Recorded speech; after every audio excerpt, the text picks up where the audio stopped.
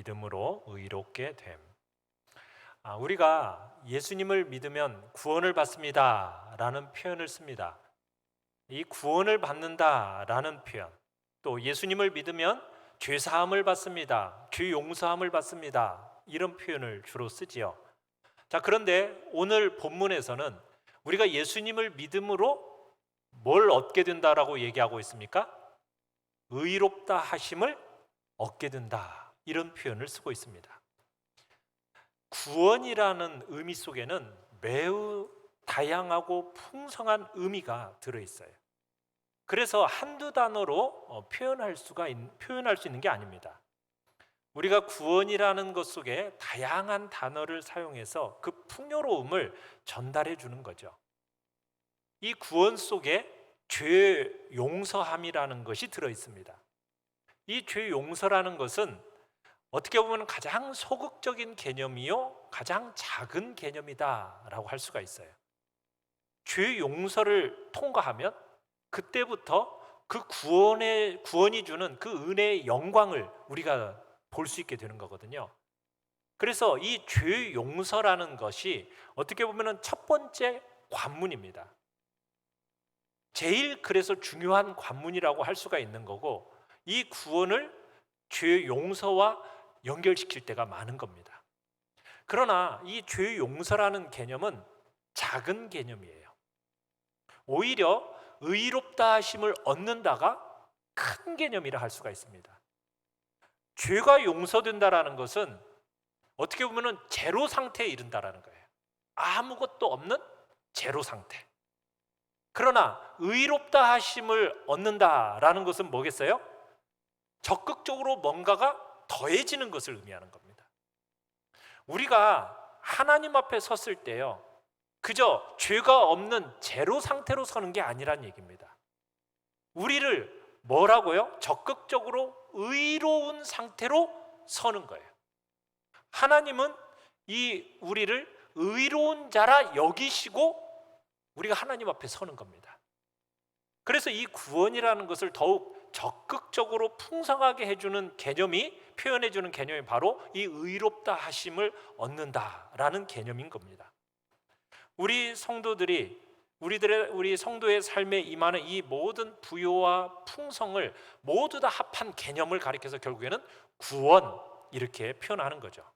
그래서 주님이 우리에게 주신 이 구원을 다양한 방식으로 표현할 수가 있는데, 죄 용서함을 받는다, 오늘 본문처럼 의롭다 하심을 받는다, 때로는 하나님의 자녀가 된다, 천국을 기업으로 받는다, 성령을 받는다, 여러 표현들이 있는데 오늘은 그 중에서 의롭다 하심을 받는다라는 표현을 우리가 함께 보고자 하는 겁니다. 이 단어는 우리말로 쉽게 표현한다면 하나님이 보시기에 너는 옳다라는 거예요. 하나님이 보시기에 너는 바르고 너는 제대로 살고 있다, 이런 평가를 받는 것이 바로 의롭다 하심을 받는다라는 표현인 겁니다. 자, 우리 1번 같이 한번 읽어보겠습니다. 1번입니다. 시작.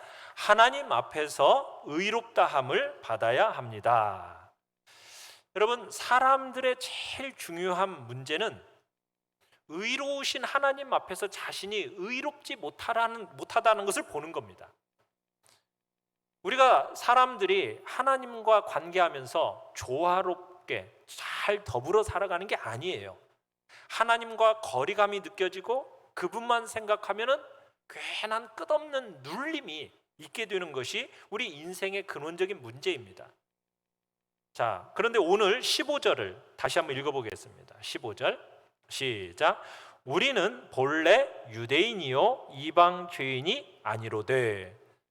여러분, 이 표현은요, 모든 사람들이 이처럼 생각하고 살아간다라는 표현입니다. 이방인 하면 이방인은 어떤 사람을 가리키는 거냐면 율법도 없고 하나님의 법을 지키지도 않고 하나님 앞에 죄인으로 드러난 사람을 이방인이라고 합니다. 반면에 유대인 하면은 끝없이 율법을 가지고 순종하려고 하는 사람, 그것을 유대인이라고 그래요. 그래서 이런 자신들에게 비해서 이방인은 뭐라고 이야기하고 있습니까? 죄인, 이렇게 얘기했어요. 죄인. 그런데요, 사람들은요, 대부분의 사람들이 자신은 뭐라고 생각하는지 아십니까? 유대인으로 생각하는 경향이 많습니다. 대부분 자기를요, 상대적인 기준으로 평가해요. 언제나 문제의 근원이 무엇인지를 정확하게 알지 못한 게 사람의 제일 큰 불행인데요. 사람들은 상대적인 비교를 통해서 자신을 점검해요. 도덕적이고 윤리적으로 타락한 사람들을 보면서 아유, 저 사람보다야 내가 더 나아, 저들과는 나는 달라, 이렇게 생각을 해요. 물론 뭐 직접적으로 그런 말은 하지 않죠. 그러나 사람들은요, 전부 상대적인 어떤 가치 기준을 가지고 자신을 다른 사람보다 낫다라고 생각하는 거예요. 많은 사람들이 그렇게 살아갑니다. 세상을 그렇게 살아가요. 진짜 객관적으로 정말 다른 사람들보다 못한 나쁜 사람들이 있어요. 여러분, 그런데요, 그런 사람들마저도요, 그 마음속을 이렇게 살펴보잖아요. 그러면요, 놀라운 세계가 있어요. 저들도요, 나름대로의 의와 자기 의와 기준이 있어요. 그래가지고 너는 그 부분에서 나을지 모르지만 그래도 이것만은 나 못 따라와, 이런 식으로 끝없이 자기를 평가하고 자기를 보호하고 자신의 가치를 높이는 경향이요, 모든 사람들 마음속에 있다는 얘기입니다. 그러니까 사람들은 상대적인 기준으로 자기를 평가해요. 그러니까 하나님 앞에서 자기가 어떤 존재인지를 종종 잊어버리는 거죠. 자신이 얼마나 하나님 앞에서 불의한 존재라는 사실을 바르게 인식하지를 못한다는 거예요. 그런데다가 이 사회가 상대적으로 자신들이 제일 가치 있게 여긴다고 하는 것들, 그게 뭡니까? 사회가 제일 가치 있게 여기는 게 뭐예요? 돈, 그죠? 명예, 권세, 지위, 업적, 뭐 이런 것들에다가 자신의 인생을 다 쏟아부으면서 삽니다. 그래서 어떻게 보면 우리 인생살이를 한마디로 표현하자면 등골 빠지도록, 등골이 휘어지도록 그런 것들을 추구하며 살아가는 인생이라고 볼 수가 있어요. 그러니까 그런 상대적인 가치, 돈, 지위, 명예, 업적, 이런 것들을 획득해가지고요, 자기 나름대로의 상대적인 우위를 확보해서, 그래서 다른 사람보다 내가 그래도 가치 있는 존재다라고 스스로 평가하며 살아가려고 하는 것이 우리 인생들의 모습이라는 겁니다. 그러나 사랑하는 성도 여러분, 우리가 하나님 앞에 딱 서잖아요. 절대 기준이 되시는 하나님 앞에 여러분들이 딱 서게 되면은 우리 자신의 모습을 보게 됩니다. 상대적인 비교가 아니라 의로우시고 절대자이신 하나님, 여러분, 그분을 만나면 자기의 불의와 자기의 죄악을 보게 돼요. 사람은요, 언제 안식을 누리게 될까요? 마음의 평안을 누리고 사람이 안식을 누리게 되는 때는 언제인지 아십니까?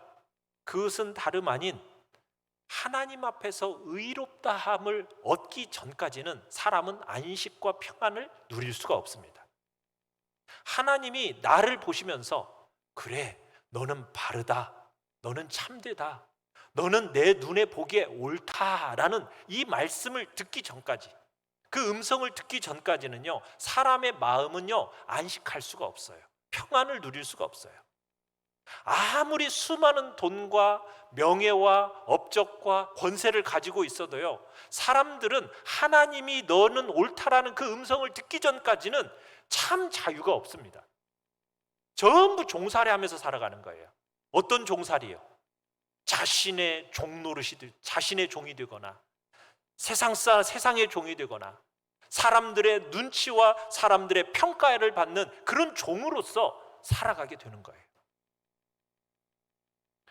우리 인간은 어떻게 지어졌죠?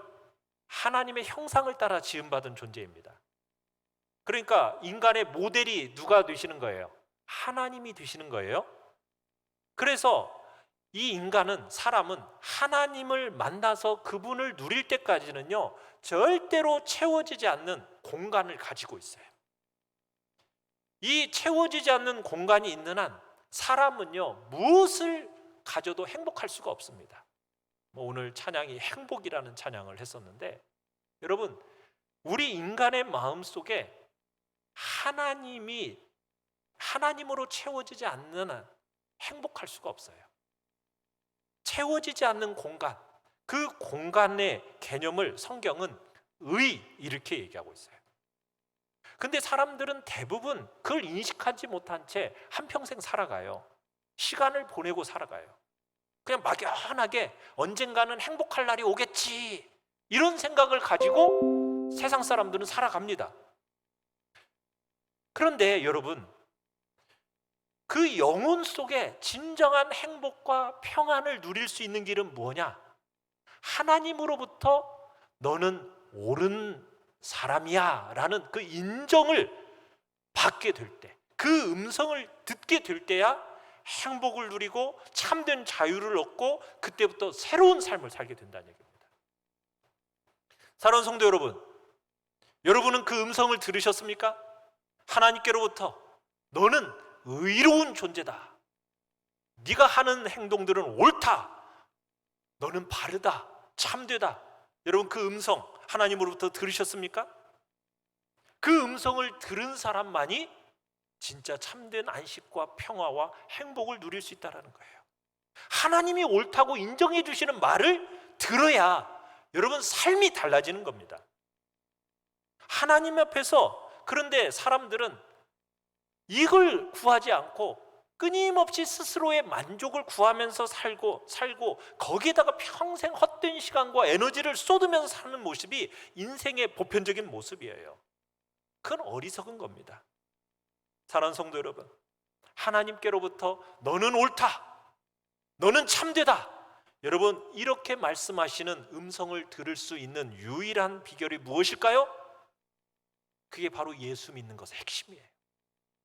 자, 2번 같이 한번 읽어보겠습니다. 시작. 의롭다함을 얻는 비결. 그 비결은 뭘까요? 바로 믿음입니다. 사람은 하나님 앞에서 자신이 의롭지 못하고 합당하지 못하고 옳지 못하다는 것을 대부분 인식하지 못하고 살아간다고 말씀드렸어요. 왜요? 왜 그렇다고요? 하나님의 절대적인 기준 앞에 자신을 세우는 것이 아니라 항상 다른 사람과 상대적인 비교 속에서 살아가기 때문에 그래요. 그러다가 어느 순간 자신의 부족함을 인식하는 경우가 있어요. 그러면 사람들은 대부분 그때부터 뭘 추구하는지 아세요? 행위를 추구합니다. 행위, 율법의 행위, 선행, 어떤 계명을 지키는 것, 남들이 보기에 그래도 훌륭해 보이는 여러 행위, 이런 것을 통해서 자기를 하나님 앞에서 바르게 세워보려고, 옳게 세워보려고 노력을 하는 거예요. 그런데 그런 모습이요, 예수를 믿고 나서도 적지 않은 사람들이 그렇게 신앙생활한다는 게 안타까운 모습이에요. 그래서 예수 믿는 사람들조차도요, 끝없는 자신의 정죄와 자격 없음에 눌리며 살아간다는 거예요. 여러분, 세상의 보편적인 종교나 철학의 근간은요, 한마디로 말해서 뭐냐면요, 사람이 자신의 행위와 노력으로 하나님 앞에 바르게 설 수 있다, 이런 생각을 가지고 바르게 서게 하려는 노력이 바로 이 보편적인 종교와 철학의 근간입니다. 그러니까 세상의 종교, 철학, 도덕, 이게 공통점은 인간의 힘과 지혜와 노력으로 하나님 앞에 자기를 바르게 세우려고, 의롭게 세우려고 싶어 하려는 그런 노력들이에요. 근데 여러분, 인간의 노력과 인간의 지혜와 힘으로 과연 하나님의 그 의로우심 앞에 여러분이 당당하게 설 수 있을까요? 없을까요? 없어요. 그런데도 그것이 가능한 것처럼 자꾸 우리를 몰고 가요. 이게 사단의 계략이고 거짓말이에요. 오래된 거짓말이에요. 언제부터 이런 거짓말이 있었던 줄 아세요? 첫 번째 거짓말이 바로 창세기 3장 5절입니다. 우리 같이 한번 읽어보겠습니다. 시작. 너희가 선악을 알게 하는 나무의 실과를 먹는 날에는 너희 눈이 밝아져 하나님과 같이 되어 선악을 알 줄 하나님이 아심이니라. 자, 우리가 하나님 같이 된다, 이 말은요, 뭐 신적인 존재가 된다, 뭐 이런 말만 의미하는 거 아닙니다. 의로우신 하나님처럼 우리가 의로워진다, 이런 말이기도 해요. 이런 저런 일을 하면 의로워진다는 거예요. 자격을 갖추고 조건을 구비하고 열심히 하나님의 마음에 들도록 뭔가를 행하면은 그분 앞에서 내가 의로울 수 있다, 이런 생각. 여러분, 이것이 인류의 역사만큼이나 오래된 거짓말이고 전형적인 기만입니다. 사람들이 자기의 행위로 하나님 앞에 의로우려고 애를 써요. 도덕적으로 바르게 살려고 노력을 합니다. 윤리적으로 선을 행합니다. 어떤 종교적인 열심을 가지고 종교적인 행위를 해요. 여러분, 이런 노력으로 하나님 앞에 의로워질 수 있어요, 없어요? 오늘 본문 16절 하반부에 뭐라고 적혀 있습니까? 율법의 행위로서는 뭐 할 수 없다. 의롭다함을 얻을 육체가 없느니라. 율법의 행위로서는 여러분, 어떤 행위로도 하나님 앞에 의롭다함을 얻을 사람 없습니다. 상대적인 비교를 얘기하는 게 아닙니다. 다른 사람보다 낫다는 식의 비교가 아닙니다. 우리가 율법과 계명을 몇몇 가지는 지킬 수는 있겠죠. 어느 정도로 행할 수는 있겠죠. 그러나 하나님이 우리에게 요구하시는 기준은 무엇이죠? 온전히 지키는 거예요. 율법을 온전히 지키는 거예요. 여러분, 그 율법을 온전히 지키는 것이 가능합니까? 불가능합니까? 불가능한 거예요. 그런데도 사람들은 그 미련을 못 버려요. 사람의 본성 자체가 왜곡되어 있기 때문에 여러분, 예수 그리스도를 믿고 나서도 여전히 우리는 어떤 생각을 하는지 아세요? 내가 하나님 앞에 예쁜 짓 해가지고 하나님한테 뭔가 얻어내야지. 여러분, 이거 부패한 본성입니다. 여전히 우리 안에 이 부패한 본성이 그대로 남아있어가지고 내가 뭔가 하나님 앞에 예쁜 짓을 해서 뭔가를 얻어내려고 하는 마치 샤머니즘적인 행동이, 그 생각이 우리의 가치관 속에 있다는 거예요. 여러분, 그 예쁜 짓을 해서 뭔가를 얻어내려고 하는 그런 신앙생활은 여러분, 율법주의적인 경향입니다. 이건 성경적인 복음이 아니에요. 한국교회가 이런 경향을 많이 가르쳤어요. 뭐라고 가르쳤냐면 구원은 은혜로 받습니다. 구원은 믿음으로 값없이 받는 거예요. 그렇지만 상급은 행함으로 받는 거지요. 여러분, 성경에 상급의 이야기가 나옵니다. 상급이 있어요. 분명히 성도에게 상급이 주어집니다. 여러분, 그러면은 상급은 행함으로 받는 것입니까? 아닙니다. 여러분, 우리의 행함 가지고 하나님 앞에 무슨 상급을 받을 수 있는 그런 자격이나 돼요? 아니잖아요. 상급이라는 것도 어떻게 보면 하나님의 그 부요하신 은혜로 말미암아 주어지는 거예요.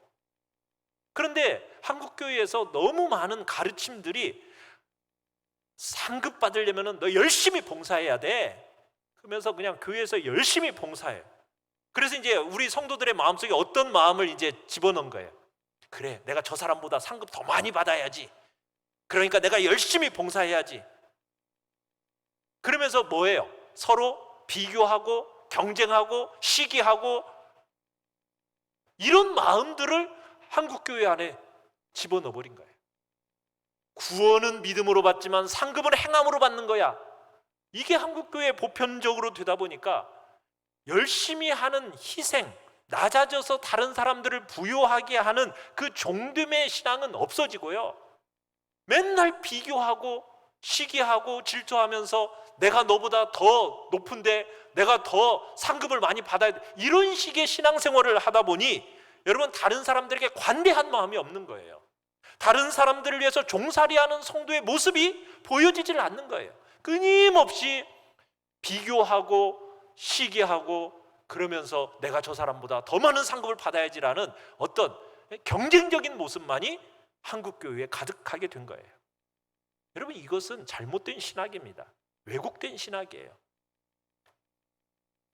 예수님을 잘 믿는다고 하는 사람들조차도요, 한국교회 안에서는 정말 낮아져서 종노릇하며 하는 사람들을 찾아보기가 어려운 이유가 바로 여기에 있는 겁니다. 사랑하는 성도 여러분, 우리는 행위를 가지고 하나님 앞에 설 수 있는 존재들이 아니에요. 어떤 율법을 지켜서 하나님 앞에 의롭다 하심을 받는다? 그럴 자가 아무도 없습니다. 하나님이 우리를 믿음으로 구원하시는 이유가 뭐겠어요?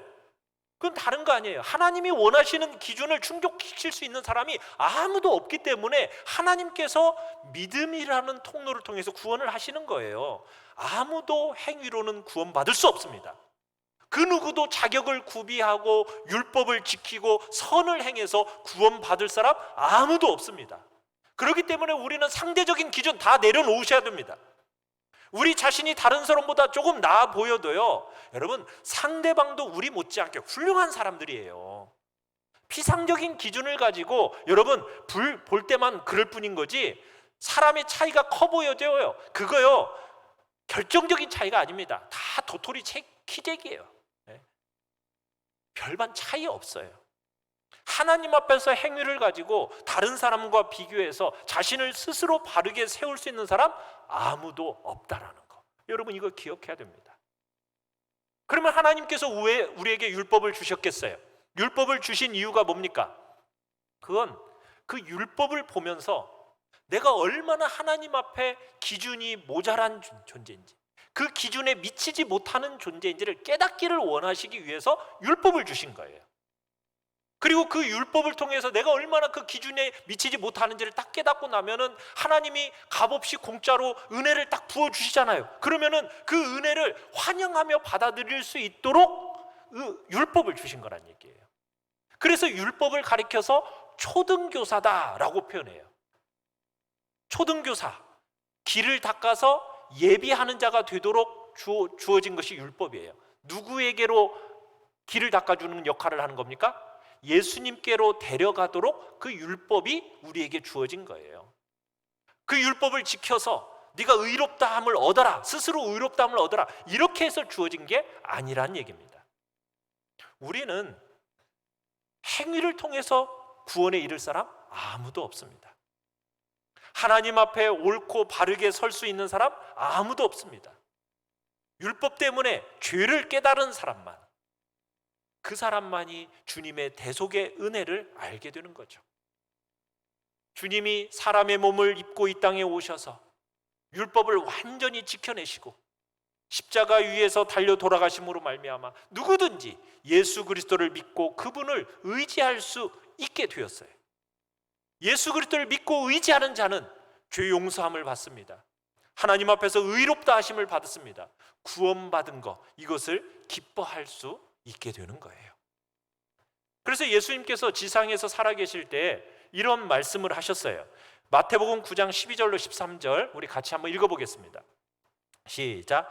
건강한 자에게는 의사가 쓸데없고 병든 자에게라야 쓸데있느니라. 너희는 가서 내가 긍휼을 원하고 제사를 원하지 아니하노라 하신 뜻이 무엇인지 배우라. 나는 의인을 부르러 온 것이 아니요 죄인을 부르러 왔노라. 여러분, 이 말씀이 무슨 뜻일까요? 죄인을 부르러 왔다. 여러분, 예수님이 필요한 사람은 그냥 심각한 병에 든 사람이거나 천인 공로할 죄를 지은 사람만이 예수님이 필요하다는 이야기입니까? 그 얘기가 아니에요. 여기서 얘기하는 것은 뭐예요?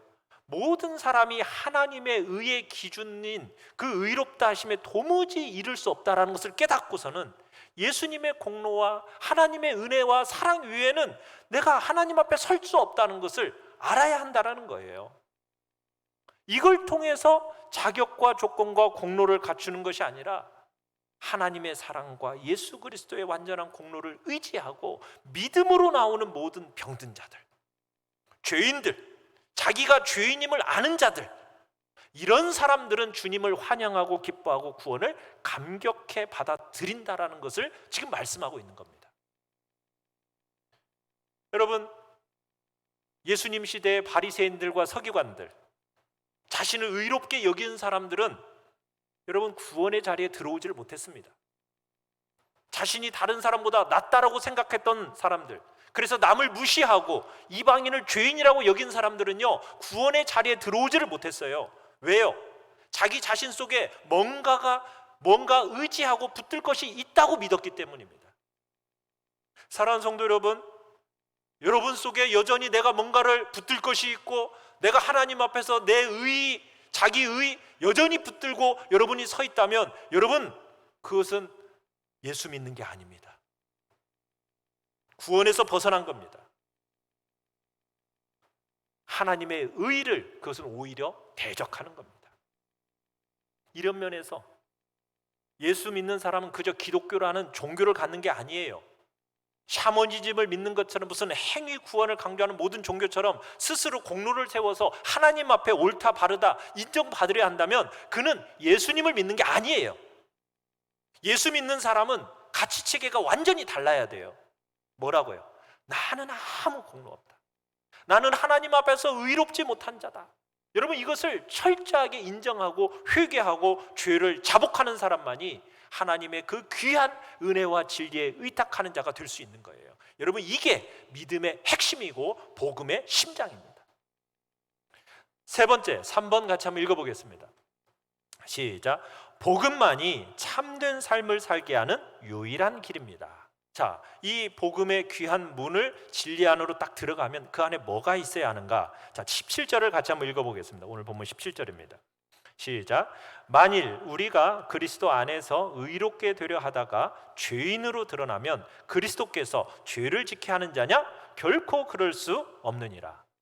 여러분, 진리를 가르치는 우리에게 이렇게 이제 일부 사람들이 반론을 제기한다라는 거예요. 어떤 반론을 제기하느냐면, 진리, 하나님의 도를 자칫 잘못 가르치면은 사람들로 하여금 행위가 중요하지 않은 것처럼 생각하게 만드는 거 아니에요?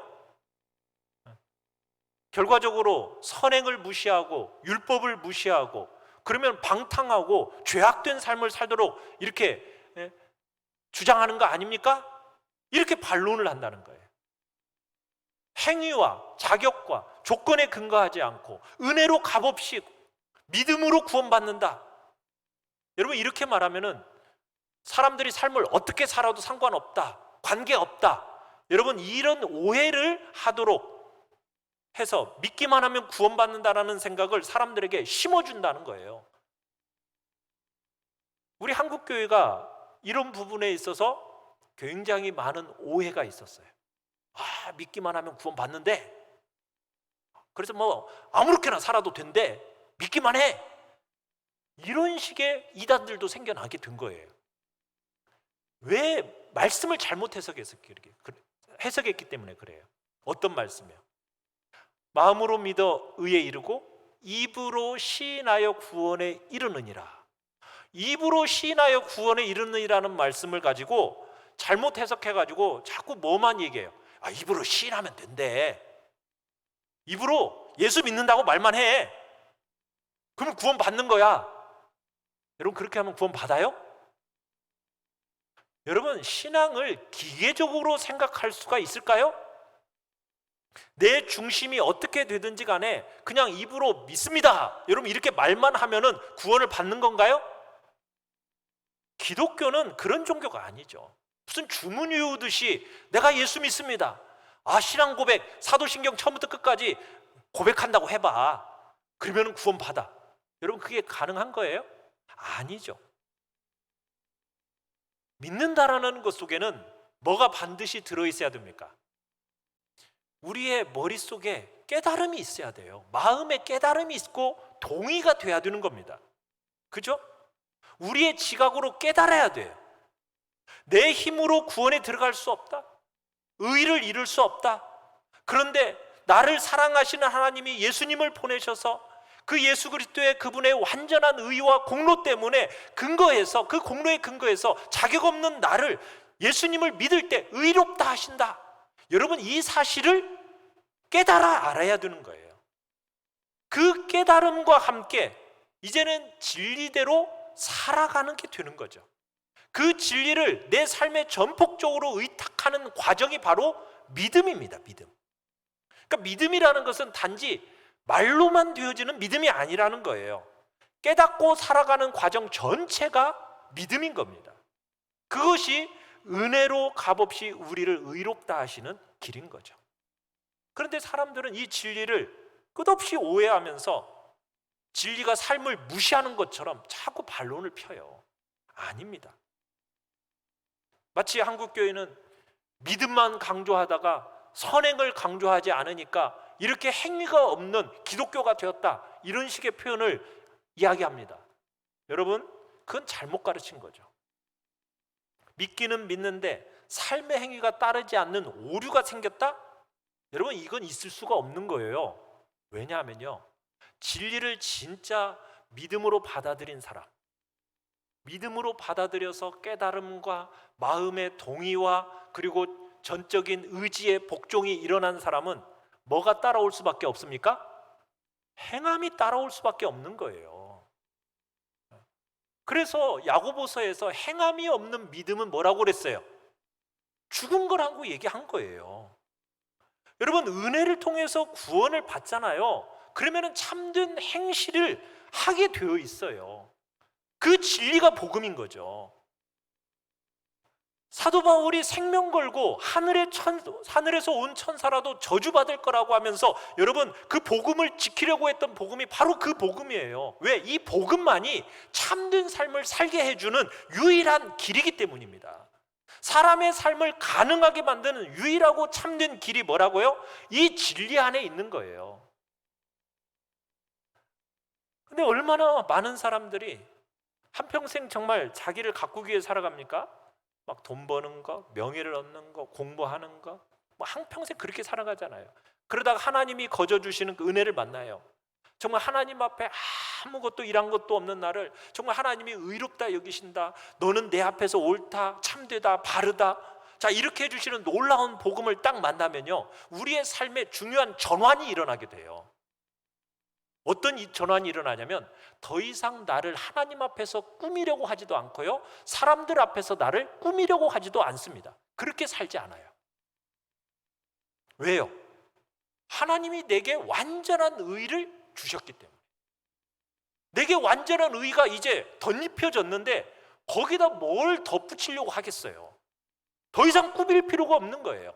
왜? 예수 그리스도를 통해서 나는 완전한 의를 입었기 때문에, 주님 안에 있는 그 완전한 의가 우리에게 주어졌기 때문에 더 이상 사람들에게 꾸밀 필요도 없고, 하나님 앞에서 내가 뭐 예쁜 짓 하려는 그런 꾸밈이 더 이상 필요 없게 된 겁니다.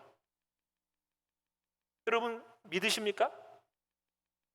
우리가 예수님을 믿음으로 말미암아 거듭나면요, 갓난 아이와 같은 영적인 상태에서 출발을 하게 됩니다. 그러면서 우리는 이제 자라가는 거예요. 그분의 사랑과 은혜를 알아감에 있어서 깊이와 넓이와 높이 자라가는 거예요. 온전히 경험하고 누리면서 자라가는 거예요. 이게 성도의 삶이에요. 그런데 성도라고 해서 죄를 안 짓나요? 그건 아니죠. 우리가 죄를 지어요. 죄를 지으면 우리 마음에 뭐가 생겨요? 자신에 대한 또 정죄하는 마음이 생기죠. 그 정죄하는 마음이 없으면 그건 좀 이상한 사람입니다. 하나님 앞에서 우리가 의롭다함을 받고 은혜의 보좌 앞에 우리가 무시로 드나들지만 죄를 지어요. 그러다 보면은 죄 지은 것으로 인해서 마음이 상하잖아요. 상한 마음이 생기고 그 나 자신에 대해서 내가 왜 또 이런 죄를 지었을까 정죄감이 들잖아요. 그래서 좌절도 되고 그러면서 울기도 하잖아요. 그러면은 역설적이게도요, 그 죄를 발견하고 나면은 그 울고 가슴을 찢는 우리에게 뭐가 더 필요하다는 것이 생생하게 느껴집니까? 복음이 정말 필요하구나라는 것이 생생하게 느껴지지 않습니까? 내가 죄를 짓고 나서 그 죄를 다시 한번 예수 그리스도의 십자가의 구속의 은혜를 붙들고 그 십자가 앞에 내 죄를 자백하면은 하나님이 어떤 은혜를 주세요? 죄를 자백하면 그 모든 죄를 용서하실 뿐만 아니라 모든 불의에서 우리를 깨끗하게 해주시거든요. 그 경험을 반복적으로 해나가면서 복음을 처음 들었을 때보다, 내가 복음을 처음 접했을 때보다 세월이 가면 갈수록 예수님의 공로밖에 없다, 정말 생명의 근원이신 하나님 앞에서 정말 이 복음밖에는 내가 없구나, 예수 그리스도밖에는 내가 더 이상 의지할 존재가 없구나라는 것을 여러분 점점 더 강한 확신과 깨달음 속으로 들어가지 않던가요? 이게 구원받은 하나님의 자녀의 모습이죠. 하나님이 주시는 은혜와 복을 그렇게 경험하기 시작하는 거예요. 죄의 습관들이 여전히 내 몸 안에 여전히 남아 있어요. 그래서 우리가 예수를 믿은 후에도 여전히 죄를 지어요. 그런데도 불구하고 우리가 하나님 앞에 그 죄를 가지고 나아가서 토설하면 우리를 다시 깨끗하게 용서해 주시는 그 은혜를 경험하면서 그 하나님의 복음을 딱 누리니까 이제는 우리의 마음속에 어떤 마음이 들어요? 그래, 복음의 은혜를 깨달으니 그래, 하나님을 영화롭게 하며 살아야겠다. 내가 이웃을 사랑하며 살아야겠다. 이런 마음이 들지 않으세요? 이게 참된 선행의 시작입니다. 우리가 영적으로 갓난아이로 딱 태어나는 순간, 여러분의 자녀들도 그랬었고 손자 손녀들도 보면은 몸도 제대로 가누지 못하고 있는 그 아이에게 막 걷고 뛰어라, 여러분 다그치는 사람 있어요, 없어요? 이제 태어난 아이한테 그렇게 하면은 그건 진짜 이상한 부모죠. 그런데 태어나가지고 말 한마디도 못해요. 그저 누워만 있어요. 그래도 여러분들은 얼마나 사랑스러워요, 그죠? 너무너무 예쁘잖아요. 소중하잖아요. 그렇지 않아요? 그냥 누워있는 것 자체만으로도 막 행복감이 막 몰려들지 않습니까? 그 생명이 주어져 있다는 것 자체가 너무나도 기쁜 거잖아요. 우리가 하나님 앞에서 의롭다 하심을 얻고 하나님의 자녀로 태어났다는 것은 우리가 그런 존재가 되었다는 거예요. 그래서 하나님은 우리 존재 자체만으로도요, 말할 수 없이 너무나도 행복해 하시는 거예요. 사랑스러워 하시는 거예요. 너무나도 귀하게 여기시는 거예요. 그러다가 이제 점점 자라가더니 뭔가 하나님을 위하여 다른 사람을 위해서 선을 행하기 시작해요. 그러면 하나님의 마음, 아버지의 마음이 어떻겠어요? 너무너무 기쁨이 커지는 거죠.